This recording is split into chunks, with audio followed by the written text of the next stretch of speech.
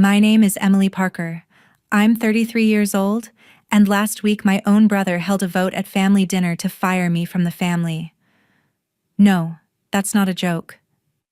I was sitting at the end of the long wooden table in his restaurant, a place I'd helped him keep from collapsing more times than I can count, when he suddenly scraped his chair back and stood up like he was hosting some company meeting. My fork was still halfway to my mouth when he cleared his throat and said, loudly enough for the kitchen staff to hear, "We talked about it. We voted. You're not family anymore." For a second, I honestly thought it was some twisted joke. Then I heard the clapping. My parents, my little sister. A couple of relatives he'd invited. They actually put their hands together like he'd just delivered a brave speech. My chest went cold, but my face didn't move. I've sat in too many boardrooms to show panic when someone tries to blindside me. Instead, I took a slow breath, reached down beside my chair, and set a thick, navy blue folder on the table. My brother's eyes flicked to it, and for the first time that night, his confident smile wavered. "So that's it?" I asked quietly. "You held a vote?" He nodded, jaw tight. "It's done." I let a small laugh slip out. "Then I guess you won't be needing this." I slid the folder toward him, the cardstock whispering against the tablecloth. He opened it, flipped the first page, and his face drained of color. By the third page, he wasn't smiling. By the fifth, he was shaking. When he hit the last document, he started screaming. Before I tell you what he saw in that folder, and what I did after I walked out of that restaurant, pause this for a second and tell me in the comments, what time is it for you right now, and where in the world are you watching from? I want to see just how far one family dinner can travel. I never planned on becoming my family's unpaid accountant, therapist, and emergency fund. It just happened. When you're the one who understands numbers and consequences, people either respect you or exploit you. In my family, they chose the second option. I watched my brother's fingers tremble as he flipped back to the first page. I knew exactly what he was seeing because I'd printed and tabbed every document myself the night before. Page 1 was a summary, a clean, color-coded timeline of every bailout, every temporary loan, every "can you just cover this for now?" that I'd ever given him and my parents over the last 10 years. Total, $178,430.67. That number used to live only in my spreadsheets. Tonight, it was staring every person at that table in the face. "What is this?" my brother snapped, but his voice cracked halfway through the sentence. "You tell me," I replied, keeping my tone level. "You're the one who says I've been detached. That I never show up. That I don't deserve a seat at this table." He flipped to the next tab. Under a plastic sleeve was a scanned copy of a promissory note with his signature on it. It was dated 3 years ago, the night before his grand opening, when he'd stood in my apartment kitchen shaking while I printed the forms. He'd promised to pay me back $60,000 within 5 years, plus interest, in exchange for my wiring the money that stopped the bank from pulling his startup loan. At the time, I told myself I didn't need the paper. He was my brother. We were family. But I'd printed it anyway. "You signed that," I said quietly. "Saved you from default. Got your liquor license approved. Remember? This is a betrayal," he muttered, but it sounded weak. "No," I said. "This is documentation." I watched my parents' eyes move from line to line. My mom's lips parted when she reached the section titled Medical Expenses, Karen Parker. That tab held my credit card statements, highlighting, month after month, the charges from the hospital when Mom's insurance had refused to cover certain procedures. I'd wiped out my emergency fund twice to keep collectors off their backs. And then came the part that really made him squirm. I saw the vein in his neck twitch as he reached the tab marked Audio and Messages. Inside the pocket were transcripts of voicemails and late-night texts, printed in neat black letters. "I swear I'll pay you back. Just don't tell Mom and Dad how bad it is." If you don't send something today, they're going to shut us down. Next to each transcript was a QR code and a tiny USB stick clipped to the cardboard. If anyone wanted to hear the original recordings, it would take them 5 seconds. I leaned forward, elbows on the table. You said nobody asked me to help, I reminded him. Should I play the messages where you were crying in the walk-in fridge at 2 a.m, begging me to cover payroll? His eyes flashed. You're weaponizing this. No, I said again, even though my own pulse was roaring in my ears. I'm just putting the truth in print so it can't be rewritten based on who's shouting the loudest. My sister, my sweet, conflict-avoiding little sister, finally spoke. Emily, you kept all of this? She whispered. I met her gaze. Would you have believed me without it? She looked down at her lap, and for a moment I saw the first crack in her certainty. You see a folder? I continued, turning back to my brother. But what I see is 10 years of my life. 10 years of taking calls during meetings. 10 years of just this once that turned into, you're not family anymore, when I finally said no. He slammed the folder shut like the papers had burned him. So what? He snapped. You kept receipts. Congratulations. That doesn't make you family. You think waving a stack of paper gives you the right to sit here and act like a martyr? The word hit me harder than I expected. Martyr. That was exactly how they wanted to see me. Someone who chose to suffer and should stay quiet about it. I could feel everyone watching us, forks frozen halfway to their mouths, wine glasses untouched. The entire restaurant closed, just for family tonight, had become a courtroom, and my brother thought he was the judge. Let me ask you something, I said, my voice low but steady. Have you ever wondered if the people who sacrifice for you actually feel appreciated? Or do you just assume they'll keep bleeding so you don't have to? For the first time, no one rushed to answer. The silence around the table felt heavier than the folder.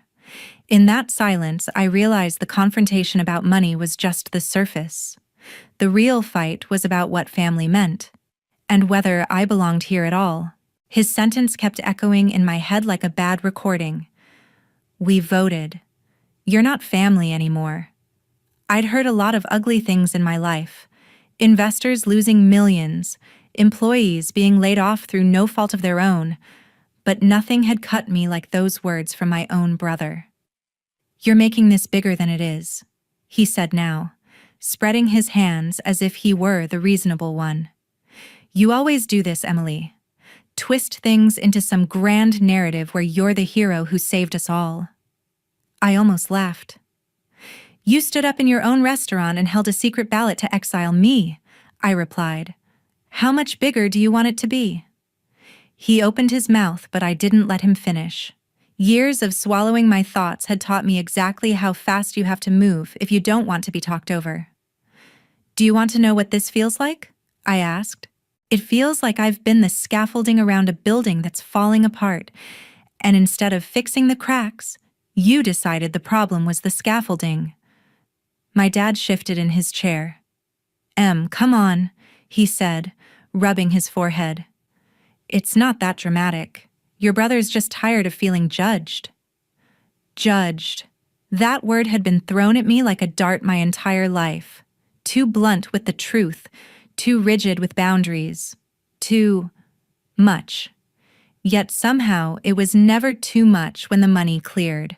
I looked at my brother, really looked, and for the first time I let myself imagine what it must feel like to be him in this moment. Behind the defensiveness, I could see something tight and panicked in his eyes. Not guilt, fear, not of losing me, but of losing control of the story he'd told everyone about who I was and what I'd done. You think I enjoy keeping track? I asked. You think I get some thrill out of knowing precisely when I paid for your new ovens, or the 15 grand that went into updating the patio so you could host weddings? I tapped the folder. I only started writing it all down when I realized you were rewriting the past every time we fought. He scoffed. You're literally reading off a scorecard at family dinner. Because you forced a game, I shot back. You voted. You made this a contest where someone had to be in and someone had to be out. You turned love into a majority rule. That shut him up. Momentarily. My sister spoke again, her voice so small it barely reached me. Why didn't you say something sooner? She asked. About how much it was hurting you? I swallowed. Because every time I tried, I got told I was overreacting, or being ungrateful, or trying to buy affection. I turned to my brother. Isn't that what you said last month? That I was trying to buy the right to be difficult by paying bills? His jaw clenched. I watched that memory play behind his eyes as clearly as if we'd rewound time.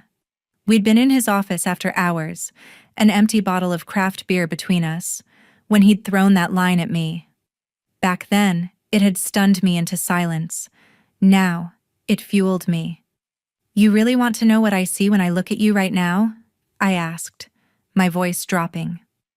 I see a man who begged for help when it suited him and now can't stand that the evidence exists. His chair scraped loudly as he stood up again. You think you're better than me because you have a degree and a corporate job, he shouted.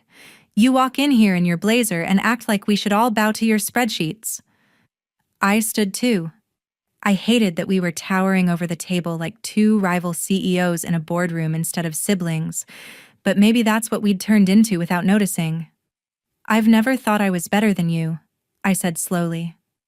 I thought I was responsible for you. That's the problem. For a heartbeat, the room blurred. I saw it. Not the restaurant, not the present, but a future I had been hoping for without admitting it to myself. A birthday party years from now, kids running between tables, my parents blowing out candles together while my brother clapped, and my sister filmed everything. In that vision, I was there, laughing, feeling like we'd survived something hard and come out stronger. Then the vision shattered, replaced by the reality in front of me. My brother's face twisted with anger, my father's shoulders slumped, my mother chewing her lip to keep from crying, my sister staring at her plate as if it could tell her what to do. Do you ever wonder, I asked softly, more to myself than to them, what family really means when they can vote you out like a bad employee? No one answered. The only sound was the hum of the refrigerators in the kitchen and the faint clink of a glass somewhere. I realized with a clarity that almost hurt that I was done pleading to be believed. The folder wasn't a weapon, it was a mirror, and they hated what it showed.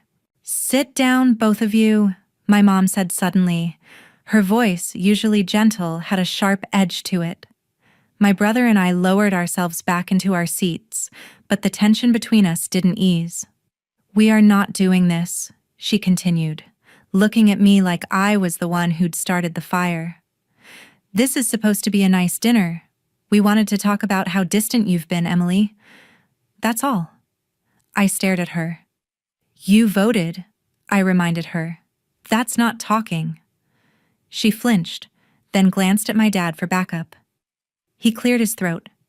Your brother... We all just feel like you've become...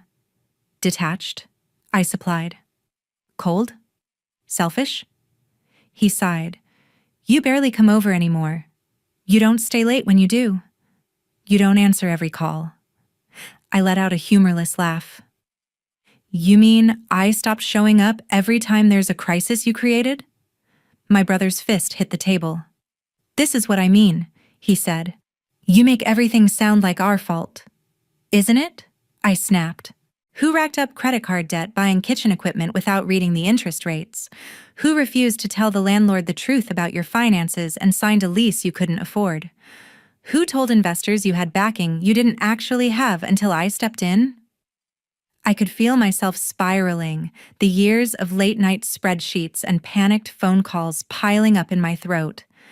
I'd always promised myself I wouldn't become the bitter older sibling who never lets anything go, but here I was, reciting history like charges in an indictment. Emily. My sister's voice broke through my rant. She sounded like she was trying not to cry. It's not that we don't appreciate you. When did you say it? I asked, turning to her. When did anyone say, "Hey Em, thank you for making sure Mom's hospital didn't send us to collections"? Or, "Thank you for spending 3 weekends cleaning up our paperwork so the IRS wouldn't audit us"? I don't remember those conversations. It's she, my mother whispered. We thought you knew. I shook my head. That sentence had been the soundtrack of my life. We thought you knew. We assumed you understood. We figured you'd be fine.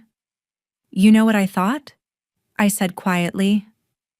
I thought love meant stepping up when people you care about are drowning. I thought that's what you did. But at some point, helping stopped being an act of love and turned into a threat you held over my head.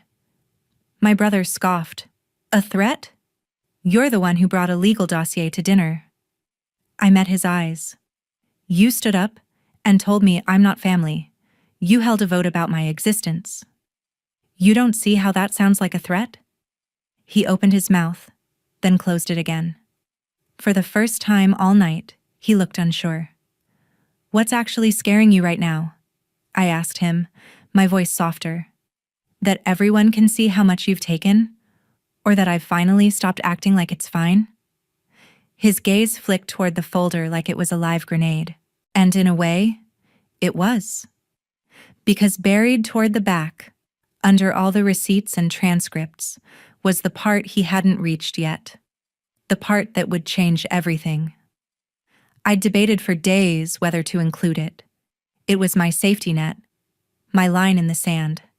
But if he wanted to make this about who belonged and who didn't, then I needed him to understand the stakes. A strange calm settled over me. Maybe this is what happens when you finally stop trying to hold the whole structure together. You realize that if it collapses, it was never stable to begin with. I used to picture us old, I said, surprising myself. You and me yelling at a TV during some game, Lily laughing in the kitchen with her kids, Mom fussing over everyone's plates. I thought if I just kept absorbing the blows now, we'd get there eventually. I felt my throat tighten. But tonight, when you said those words, something broke. And I don't think it was just me. My sister's eyes filled with tears. My mother dabbed at hers with a napkin. My dad stared at the folder like it might reveal an easier answer if he glared hard enough. Family is not a membership you can revoke by majority, I said. It's supposed to be a choice you keep making even when you're angry. And if you can vote me out this easily, maybe you already chose. Around us, the restaurant lights glowed warm and golden, but the room had never felt colder. Okay, enough, my brother said, but his voice had lost some of its earlier bravado. He tugged the folder back toward himself and thumbed to the end, almost like he wanted to prove there was nothing more I could possibly have on him. I watched his eyes scan the last section, and that's when the screaming started. "What is this?" he shouted, jabbing a finger at the page. "You can't do this." My dad leaned over. "What's she talking about?" he asked, voice wary. I answered before my brother could spin anything. "That," I said, "is a letter from my attorney. It's a formal notice of intent to withdraw my personal guarantee from the loan that's keeping this restaurant open." My mom's hand flew to her mouth. "Emily, I warned you last month," I reminded my brother. "When you called me cold for not wiring another $20,000, I told you I wasn't going to be your emergency exit anymore. You laughed and said I'd never let you sink." I gestured to the page. "You were wrong. If you do this, the bank will reevaluate the loan," I finished for him. "They'll see that the only person with decent credit and a stable income attached to this place is no longer willing to be liable. And then yes, they might call it, or renegotiate, or demand a different guarantor." My brother's face flushed an alarming shade of red. "You'd destroy my life over a fight?" "You tried to erase me over a vote," I said calmly. "All I'm doing is stepping out of the way and letting your choices catch up with you." My sister shook her head like she was trying to dislodge water from her ears. "Emily, wait," she said. "Is there really no other way?" I looked at her. I gave him other ways. I offered to help restructure the debt. I begged him to stop using his personal credit cards for business expenses. I spent nights redoing his books for free, and every time I suggested a boundary, I was told I was being controlling or dramatic. I turned back to my brother. You tell me, David. What else was I supposed to do? Just keep signing my name on things until there was nothing left of me? He glared at me like a cornered animal. You know what this will do to Mom and Dad? To me? Maybe you should have thought about that before you decided I was expendable, I replied. You're not expendable, my mother said quickly. We just voted, I repeated. You keep forgetting that part. She winced. We weren't thinking clearly. No, I said. You were thinking exactly as clearly as you wanted to. You believed he'd always be the golden boy and I'd always be the safety net. You didn't expect me to arrive with a parachute of my own. My dad's voice cracked through the air like a snapped branch. What do you want, Emily? He demanded. What would make you stay? Just say it. For a moment, I honestly didn't know how to answer. What did I want? An apology? A reversal of the vote? A time machine that could take me back to the first time I'd said, sure, I'll cover it, and make me say no instead? I took a breath. I want you to admit what you've done, I said finally. Not the money. The way you've used me. The way you've made me feel like an outsider unless I'm useful. I want you to say it out loud. My brother laughed bitterly. So you want a confession, he said. You really are a cop with a spreadsheet. Call it whatever you want, I replied. But until you can say the truth, all of it, I'm not putting my name on anything else for you. That letter goes out Monday morning if nothing changes. My sister whispered, People in the comments are going to say you're ruthless. I blinked.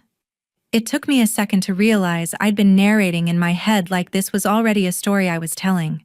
Maybe that was how I was coping, by imagining that somewhere out there, someone was watching this play out and thinking, finally, someone picked themselves for once. Let me ask you watching this, I said quietly in my mind, the way I would to a camera. Would you keep rescuing people who'd just voted you out of their lives? Or would you finally walk away? My brother's chair squeaked as he slumped back down, the fight leaking out of him all at once. For the first time that night, he didn't look like the confident owner of a trendy restaurant. He looked like a tired man who'd built his whole identity on something that was finally being questioned. For a brief second, I almost felt sorry for him. Almost. You can't seriously do this, he muttered, staring at the letter from my attorney as if it might spontaneously burst into flames. You're my sister. I tilted my head. Am I? I asked quietly. 5 minutes ago, you were pretty sure I wasn't. He flinched like I'd hit him. That was cruel, I said. Public, humiliating. Exactly what you accuse me of doing now just because I brought facts instead of feelings. He opened his mouth, but all that came out was, You're blowing this out of proportion. There it was. That old, familiar sentence they always pulled out when I dared to react. You're overreacting. You're too intense. You're making it bigger than it is. It used to work. It made me second-guess my own perception, smooth my tone, apologize just to restore peace. Tonight, it only made something in me harden. You stood up in your own business, I reminded him, in front of our parents and extended family, and announced that there'd been a vote and I was no longer part of this family. Do you hear how that sounds out loud? If a stranger told you that story, what would you say to them? He didn't answer. He didn't have to. Sit down, everybody calm down. My dad cut in, his voice strained. We're all saying things we don't mean.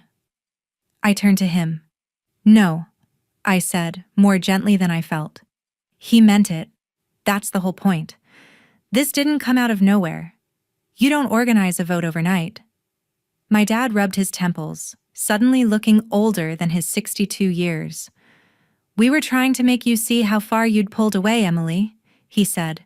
We thought if we showed you the consequences of your distance, you'd come running back, I finished. Work harder? Give more?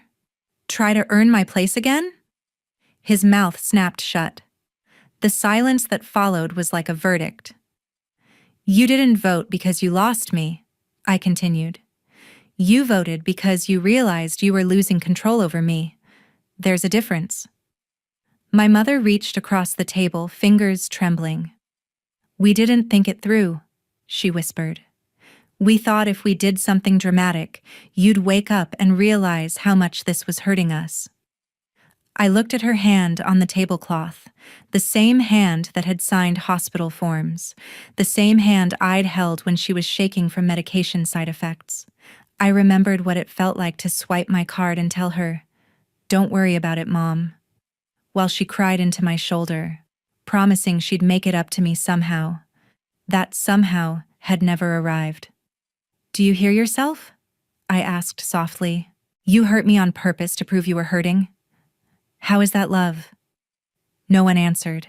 Somewhere in the kitchen a timer beeped, harsh and mechanical. No one moved to silence it.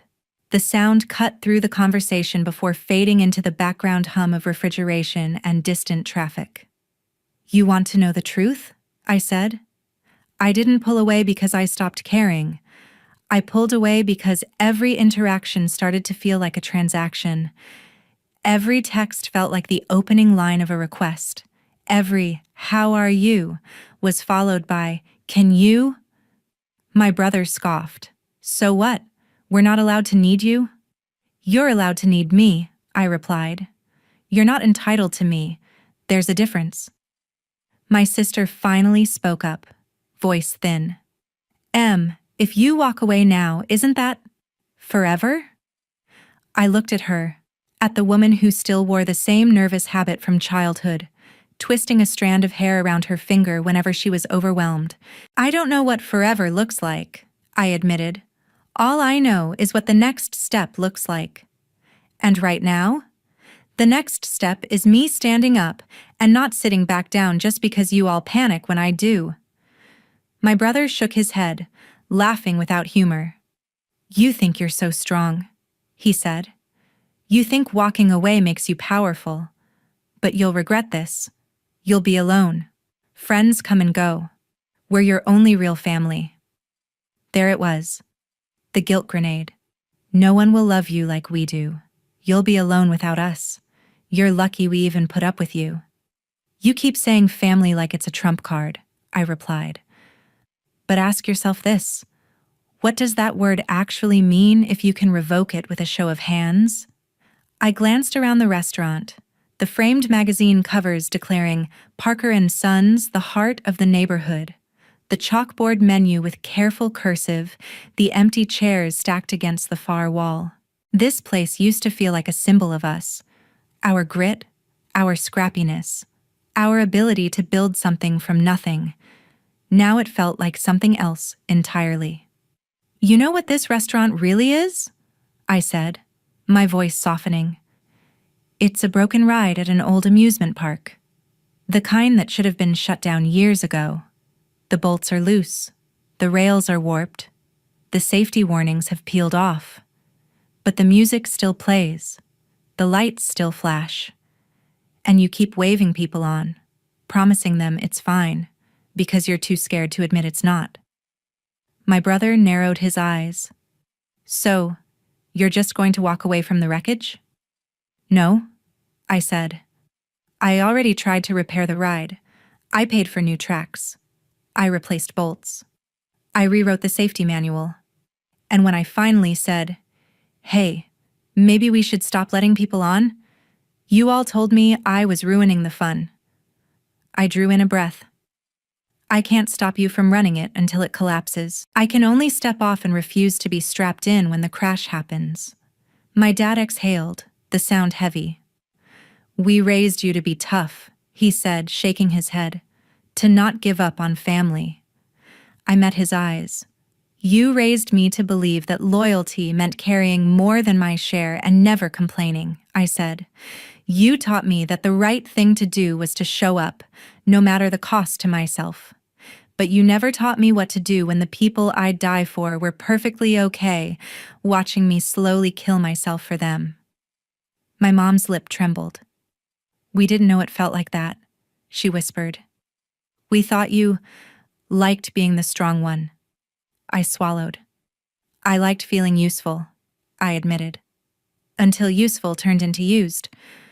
My sister wiped at her eyes. Can't we compromise? She pleaded. Can't you keep helping? Just not as much? Can't you stay, but with boundaries? Boundaries only work, I said gently, if people respect them.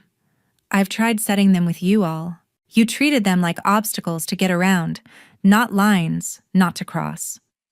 I paused, then added, if I stayed after you voted me out, what message would that send? That you can treat me however you want, and I'll still come back as long as you call it family? I can't keep teaching you that lesson. For a brief, surreal moment, I imagined two versions of my future. In one, I apologized. I shoved the folder back into my bag, told them I'd cancel the letter, maybe even offered to help restructure the loan again. We'd all cry, hug, promise to do better. A month later, the same patterns would creep back in. Another crisis, another request. The vote would become a story they told at holidays, laughing about the time we all got a little carried away and Emily was so dramatic. In the other version, I didn't apologize. I let them be angry. I let them talk about me however they wanted when I wasn't in the room. I sent the letter. The bank called. My brother faced the numbers without my name cushioning them. My parents had to adjust to a reality where I wasn't their financial shock absorber. It would be hard, messy, painful, but not fatal. And in that version, somewhere down the line, I might actually sleep at night. People watching this are going to think I'm heartless, I thought for a second, as if I were already telling you this story. They'll say, I could never do that to my family. Maybe they're right. Maybe they've never been asked to sign their name to a sinking ship while being told they're the ungrateful one. Aloud I said, if I stay under these conditions, I'll become someone I don't like. Resentful. Bitter. The kind of person who smiles at you and keeps score silently. I refuse to be that version of myself just to keep you comfortable. My brother's voice lowered, hoarse. So that's your choice, he said. You choose money over blood. I almost laughed at how simplistic he needed it to be. No, I answered. I'm choosing honesty over denial, accountability over convenience. And yes, I'm choosing my sanity over your expectations. I pushed my chair back. The sound was oddly final, a small, scraping punctuation mark at the end of a very long sentence. My heart was pounding so loud I could feel it in my fingers, but underneath the fear there was something else, a strange, steady quiet.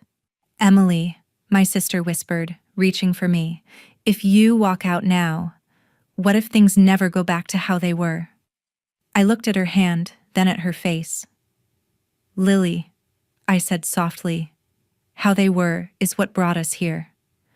I squeezed her fingers. I don't want how they were back. I want something healthier. And I can't drag you all there with me if you're not ready. My dad spoke one last time. When you need us, he said, and there was a bitterness in his tone.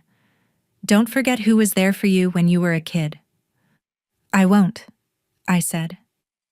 I also won't forget who was there for me when I was an adult. And right now, that person is me. I picked up the folder. It felt lighter than when I'd walked in, even though nothing inside had changed. The difference was simple. For the first time in my life, I wasn't holding it for them. I was holding it for me. I turned toward the door. One last question, I said, pausing with my hand on the back of my chair, speaking as much to the invisible audience in my head as to the people in the room. If your family stood up at dinner and voted you out, would you stay and keep paying the bill just to prove you're loyal? Or would you finally get up, walk away, and see who you are without their vote? None of them answered. Maybe they couldn't. Maybe they didn't understand the question yet. That was okay. For the first time, their answer didn't determine my next move. I slid my bag over my shoulder, took one last look at the people I loved who didn't know how to love me back without conditions, and walked toward the door, already stepping into the version of my life where I chose myself on purpose. I wish I could tell you that the conversation ended with a grand gesture, that someone stood up, knocked their chair back, and said, "This is wrong. Emily stays." I wish I could tell you my brother tore up the vote in front of everyone and apologized, that my parents rushed to my side, that we all hugged in the soft restaurant light and decided to rebuild from honesty. That would make a neat little bow for this story, but that's not what happened. What happened was this. I gathered the folder, slid the documents back inside, and stood up. My legs felt shaky, but my voice didn't. "I'm not sending that letter because I want you to fail," I told my brother. "I'm sending it because I refuse to succeed alone while you drag me down. You wanted the power to decide who belongs. You have it. You just don't get to keep my safety net too." My sister grabbed my wrist. "Please don't go," she whispered. "Don't let this be the story of us." I squeezed her fingers.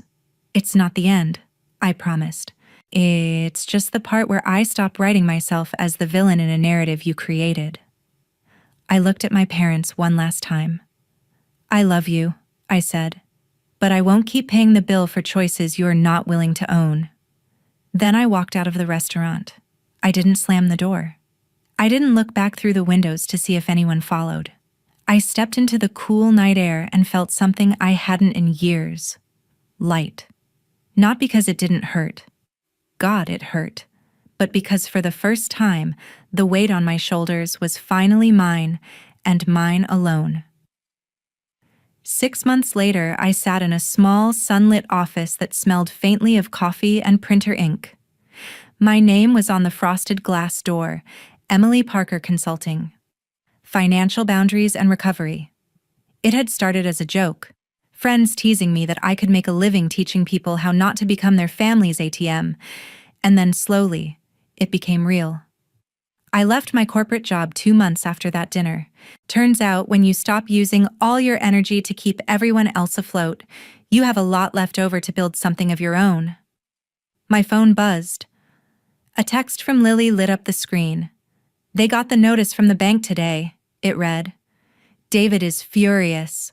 Mom is panicking. Dad is finally asking questions he should have asked years ago." I stared at the message, my stomach twisting. Part of me wanted to jump in, to fix it, to call the bank and smooth things over. Old habits don't die. They tap you on the shoulder and say, "We could still fix this, you know." Another message came through before I could reply. "I'm not texting to get you to fix it," she wrote. "I just thought you should know they're finally dealing with the mess without you. It's ugly, but it's theirs." I exhaled slowly. "How are you?" I typed back. "I miss you." Her reply came quickly. "I miss you too. I've been watching videos about boundaries. Everyone in the comments keeps saying the same thing. You can love people and still choose yourself." I'm starting to get it. I smiled, eyes stinging. "You'd be surprised how many people need to hear that sentence," I wrote. "I built a business on it." There was a pause. Then, "Do you think one day we could sit down, just you and me? No votes, no money, just sisters?" My throat tightened. "Yeah," I replied, "I'd like that." A year after the vote, I heard through the grapevine, meaning my sister and a couple of cousins who still followed me on social media, that Parker and Sons had new owners. The bank had renegotiated the loan on the condition that my brother step down and sell his majority share. He kept a small percentage, but he wasn't the boss anymore. My parents had to sell their big house and move into a smaller place. The world did not end. They didn't starve. They didn't die without my credit score. They survived. Without me. Just like they'd insisted they could. And me? I survived without them. More than that, I healed. Slowly, messily, with bad days where I missed them so much I could hardly breathe, and good days where I laughed with new friends over dinner and realized I'd gone hours without thinking about the vote. People like to say, blood is thicker than water, as if that settles everything. But the full saying, if you look it up, is actually closer to the blood of the covenant is thicker than the water of the womb. In other words, the relationships you choose can be stronger than the ones you're born into. I didn't stop being a daughter or a sister the night I walked out of that restaurant. They stopped being my safe place, so I built a new one. If you've watched this far, let me ask you one last thing. What did you learn from my story? Have you ever had to choose between your peace and your family's expectations? Tell me in the comments, because somewhere out there, another Emily is sitting at a table, being told she's not family anymore, and she needs to know she's not alone.